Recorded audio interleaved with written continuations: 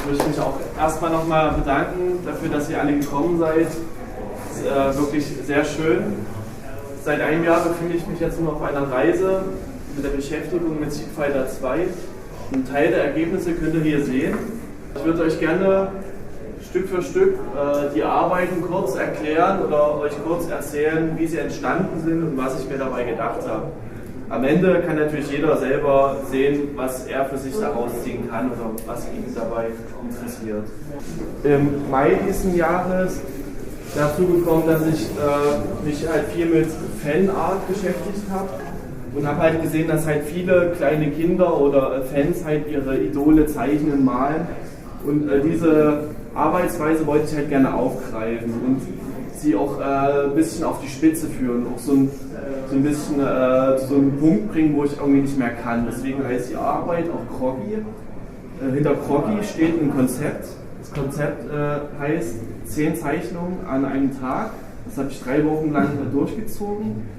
Dadurch kann man eben auch, wenn man möchte, in gewisser Weise auch sehen, die Entwicklung. Also am Anfang meiner Odyssee habe ich sehr frei gearbeitet und irgendwann bin ich in einen gewissen Rhythmus reingekommen, dass ich halt auch die Eigenschaften der billigen Filzstifte, die ich eben auch bewusst gewählt habe, genutzt habe. Dann möchte ich weiter fortführen mit einem Daumenkino. Also dieses Daumenkino ist halt behandelt die Thematik oder die Frage, was macht eigentlich ein Street Fighter Kämpfer im Alltag, also wenn er nicht kämpfen muss.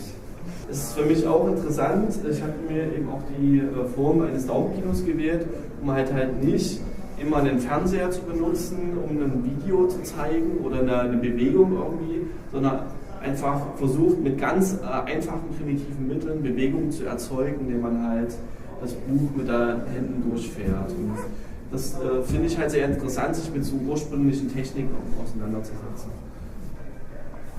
Dann würde ich jetzt mal zu diesen Fensterscheiben kommen, die mich sehr viel Kraft gekostet haben in den letzten paar Tagen, weil ich hier in den Raum gekommen bin und habe gedacht, oh Mann, das sind so wunderschöne Fensterrahmen, golden, da muss man irgendwas damit machen. Und dann habe ich mir überlegt, okay, ich würde gerne sowas, eine sakrale Optik oder irgendwas, weiß ich nicht, so Aufgeladenes hier reinbekommen. Und da das 4 Fensterscheiben sind und Street Fighter 4 Endboss-Gegner hat, also sind quasi die letzten Gegner, gegen die man kämpfen muss, um zu gewinnen, habe ich quasi in Window-Color-Technik diese Fenster bearbeitet. Ich bin schon sehr gespannt, wenn die Sonne dann durchscheint und der Schatten sich auf dem Boden bilden wird. Wir räumen ein Spiel auf. Das Prinzip bei dieser Arbeit war quasi, dass ich das Spiel Street Fighter 2 quasi in die Bestandteile aufgelöst habe. Also ich habe quasi in die Ebene der Kämpfer aufgeteilt, in die Ebene der Hintergründe von dem Spiel und einmal in die Ebene der ganzen Zahlen, Fakten, Buchstaben quasi extrahiert und immer verschiedenartig umgegangen mit dem Material. Also bei den Kämpfern ging es mir darum, so eine Übermasse an Figuren zu bilden, dass man halt gar nicht irgendwie einen Ansatz hat, so, wo man halt zuerst hingucken soll. Also so ein bisschen was Höllenmäßiges, vielleicht auch erinnert an Gewürm oder so. Also man soll erst auf den zweiten Blick erkennen, dass es sich hier um die Kämpfer halt handelt.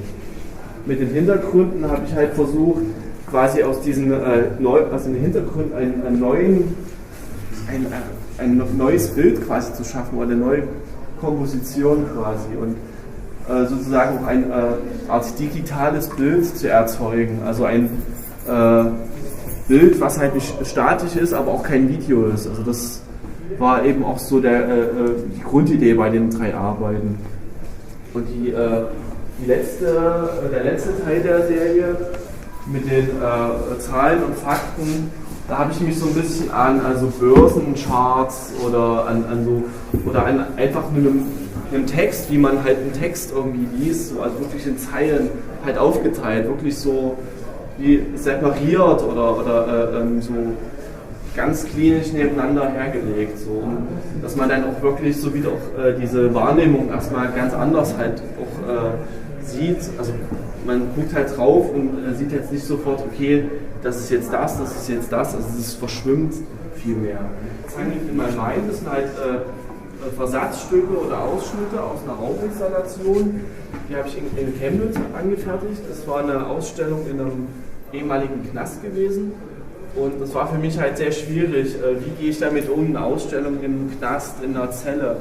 Was kann ich da machen? Und dann hatte ich irgendwann die Idee, dass ich quasi einem Street Fighter Kämpfer eine fiktive Geschichte ausdenke. Die Geschichte handelt davon, dass Zangief von seinem Kontrahenten angezeigt wurde wegen Körperverletzung und deswegen verurteilt wurde und im Knast gelandet ist. Und ich habe quasi seine Zelle nachgebaut, also einen Tisch, Stuhl, Hocker. Dann habe ich ein Tagebuch geschrieben von Zangief, Zeichnung angefertigt, mir überlegt, dass Zangief ja in der Gefängniswerkstatt, die müssen ja immer arbeiten, kleine Holzfiguren anfertigt. Habe dann angefangen, solche kleinen Holzfiguren zu malen, also wie ein Schauspieler quasi zu arbeiten. Zangief ist gläubig geworden, er hat dann angefangen, russisch-orthodoxe Heiligenbilder zu malen, so kleine Accessoires von seinem Outfit, wie diese Stiefel oder diese tolle Hose. Hier ist noch ein Fotoalbum von Zangief mit seinen besten Kämpfen kommentiert. Also schaut es euch gerne an. Zum Abschluss, oder noch nicht zum Abschluss, würde ich gerne zu einer Radierserie kommen. 16-Bit, The Middle Age habe ich es genannt. Hier geht es halt darum, diese Ästhetik oder diese grafische Anmutung quasi zu transformieren. Also zu gucken, okay, was ist denn eigentlich? Kann ein Street Fighter Spiel ins mittelalterliche Techniken übersetzt werden und wie sieht das aus? Ja?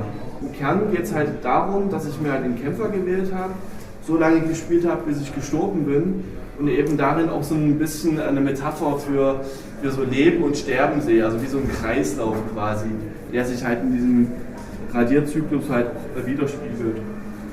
Passend dazu habe ich eben auch die Spielekassette radiert und eben auch die Verpackung. Also das ist eine Ätzradierung, die wirklich auch sehr aufwendig war und ich wollte eben das gucken, so, was passiert da eigentlich so eine Technik zu nutzen, die Jahrhunderte alt ist, ne? Und eigentlich also quasi so ein Retro-Spiel zu nehmen und es quasi noch in eine viel ältere Technik umzusetzen. Die letzte Arbeit, die ich euch gerne zeigen wollte, ist auch eine sehr, sehr neue, die für mich auch noch nicht fertig ist. Also ich habe die Arbeit bis jetzt Fighting Colors genannt. Hier geht es halt darum, dass ich versucht habe, auch wieder diese Street Fighter Grafik oder diese Anmutung von dem Spiel zu brechen und zu gucken, okay, kann man dieses Kämpfen eigentlich auf Farben übersetzen, ne? Also auf die Malerei quasi. Also mit diesem Street Fighter Spiel in die Malerei zu gehen und diese Malerei zu animieren und quasi dieses Spiel als bewegtes Bild umzusetzen. Das ist ein kurzer Einblick gewesen in meine Œuvre. Ich danke euch, dass ihr zugehört habt. Ich wünsche euch allen eine gute Zeit und genau, danke.